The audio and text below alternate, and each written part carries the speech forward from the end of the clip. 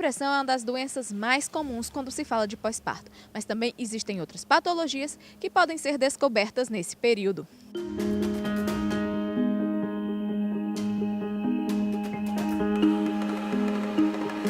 O blues puerperal, acho que é o primeiro que a gente deve falar, porque ele é o mais prevalente, é aquele que mais está presente na vida dessas mulheres, e ele é um fenômeno, na verdade, normal. O blues puerperal, na verdade, a gente chama também de melancolia do pós-parto, disforia do pós-parto, que significa o quê? A disforia, por exemplo, é a irritabilidade. A melancolia é quando o humor da mulher está mais para baixo, que ela está mais entristecida. Então é normal, diante das flutuações, das variações hormonais, que a mulher tenha essas variações, tanto de se tornar um pouco mais irritada, às vezes de ter uma dificuldade de conexão com o bebê, briga com o marido também, e o humor mais triste. Então essas alterações, elas são fisiológicas, elas são normais dentro do início do pós-parto. Normalmente o pico é no terceiro até quinto dia e pode se estender até o final da segunda semana.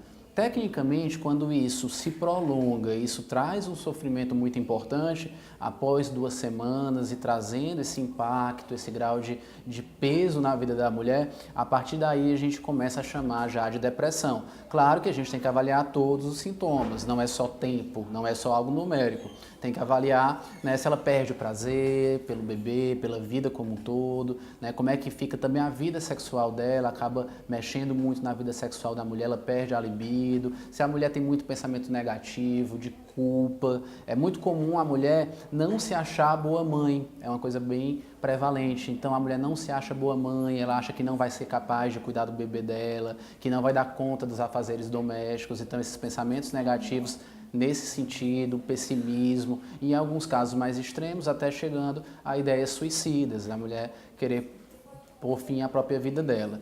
E a psicose puerperal ou psicose pós-parto já é um quadro que ele não é uma continuidade, porque quando a gente vê o blues e a depressão, muitas vezes eles funcionam como um contínuo, de um para o outro. Então a psicose puerperal, a psicose pós-parto, ela é quando a mulher tem uma quebra, né, do contato com a realidade, ela perde esse contato. E aí isso se manifesta como? Através de alucinações, a mulher pode ouvir vozes, pode ter visões de coisas que somente ela vê, de fenômenos que apenas ela percebe, e delírios, que são muitas vezes delírios ligados à perseguição, por exemplo, e que envolvem muitas vezes o filho, de achar que vão fazer mal ao filho dela, e mesmo que o filho foi trocado, acontece algumas vezes. É, portanto, um quadro mais grave, é um quadro que é uma urgência psiquiátrica, demanda uma intervenção rápida e muitas vezes internação, inclusive. A outra questão também que foi colocada em relação a sintomas obsessivos, né?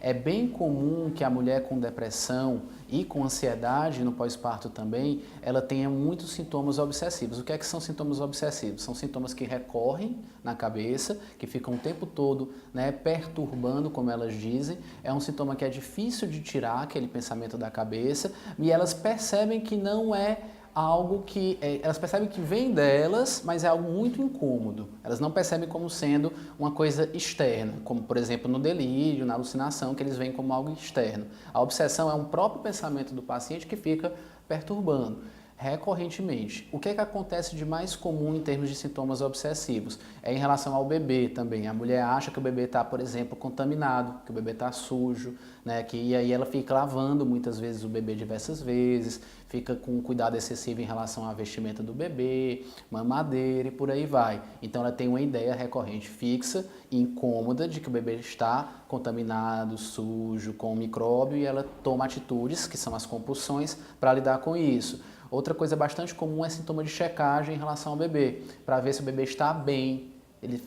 Será que ele está dormindo bem? Será que ele está com a saúde boa? Então fica botando o termômetro várias vezes, fica olhando o bebê a noite toda. É importante lembrar que mãe já é um ser preocupado por natureza, faz parte do universo feminino, e é bom que o seja, porque isso protege o bebê. Mas existe um limiar a partir do qual isso se torna muito grave e traz prejuízo. Então isso acontece na depressão, é bem comum a depressão pós-parto vir com essa característica, embora exista também um diagnóstico de transtorno obsessivo compulsivo, né, o TOC, e que é bem famoso, né, sai muito na mídia, e que também é um diagnóstico que constam esses sintomas, nos quais constam esses sintomas.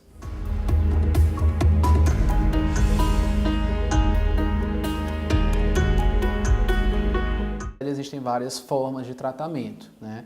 E aí tudo que você tem que ponderar, a primeira questão que você tem que ponderar é em relação à gravidade da depressão. A gente basicamente, depressões mais leves, faz intervenção sem medicamento, tá?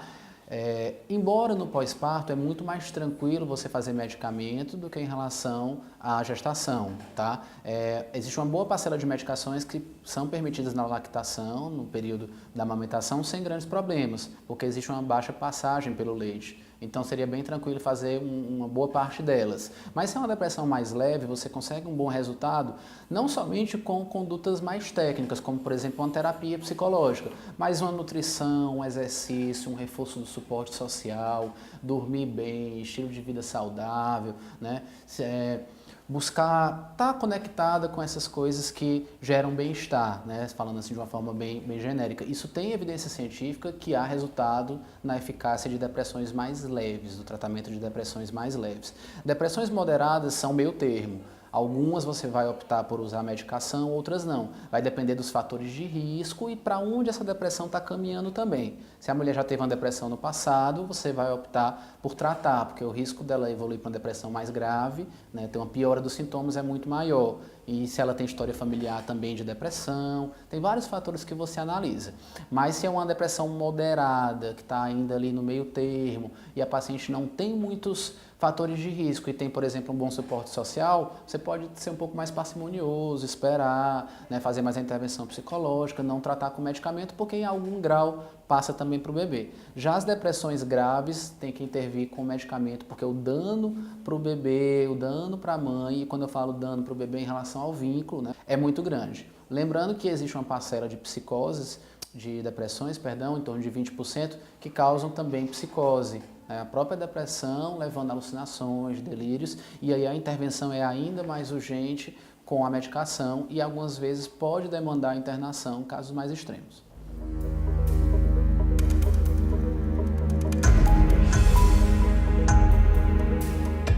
O vínculo da mãe com o bebê pode ir por um caminho ou pelo outro. Por exemplo, se a mãe é muito ansiosa, muitas vezes ela vai ter um cuidado excessivo com o bebê. O bebê, qualquer choro, ela já acha que o bebê está doente, ou que o bebê está morrendo, ou que o bebê está contaminado, enfim. Então ela pode fazer uma hipervinculação, aí já exagerada, em relação ao bebê. Pelo outro lado, a depressão pós-parto trabalha muito mais, ela causa muito mais uma desvinculação dessa mãe com o bebê, porque como ela está desprazerosa em relação a tudo, né, a gente chama de anedonia, essa falta de prazer, o bebê acaba sendo um pouco também consequência desse desprazer que ela tem pela vida. O bebê acaba um pouco deixado de lado, colocado um pouquinho à parte. Não porque a mãe queira, mas porque a depressão não deixa que ela vincule legal com aquele bebezinho.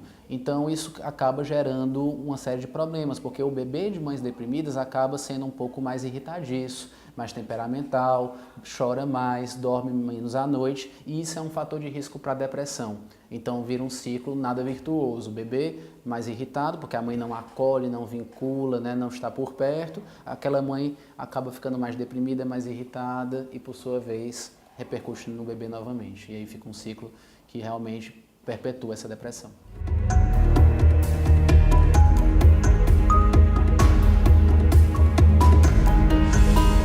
É muito esperado que a mulher na gestação e no pós-parto ela esteja se sentindo muito bem, né? Que é um momento de júbilo, você está se preparando para receber seu filho, depois que ele nasce, obviamente, você tem que acolhê-lo, né, de braços abertos, mas na verdade também, por outro lado, é um momento muito difícil de alterações fisiológicas, de ganho de peso. A mulher está transicionando muitas vezes de um papel de ser uma trabalhadora, uma dona de casa, para ser mãe. Então, tudo isso gera uma série de repercussões na mulher. Muitas vezes, o suporte social dessa mulher empobrece no pós-parto, por incrível que pareça, a gente espera que se fortifique, mas se não for uma família solidificada, se não tiver um bom suporte social até prévio, muitas vezes se quebra esse vínculo, né, com a comunidade, digamos assim. Comunidade, a gente fala a família e as pessoas, né, de uma forma mais ampliada que estão ali dando esse auxílio.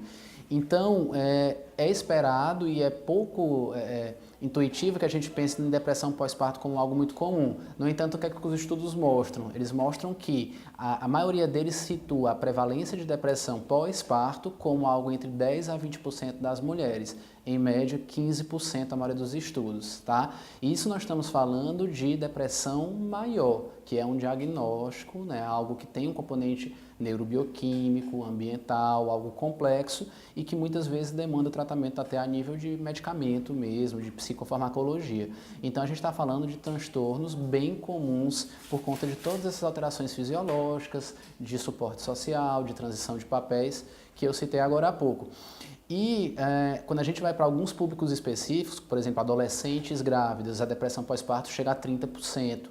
Mulheres que têm patologias materno-fetais, por exemplo, bebês com má formação, diabetes mellitus, pré-eclâmpsia, algumas doenças obstétricas e fetais ligadas à depressão, aumenta o risco, chega até também 30%. Então a gente está falando de doenças bastante comuns e que são ainda um pouco negligenciadas e que precisam ser identificadas cada vez mais pela população e notadamente pelos profissionais de saúde. Ainda em relação à prevalência da depressão pós-parto, o quanto é comum, a gente está iniciando uma pesquisa na MEAC justamente para tentar identificar o quão comum isso é nas pacientes da saúde materno-fetal, que é o nosso ambulatório de pacientes de alto risco, que tem várias patologias materno-fetais.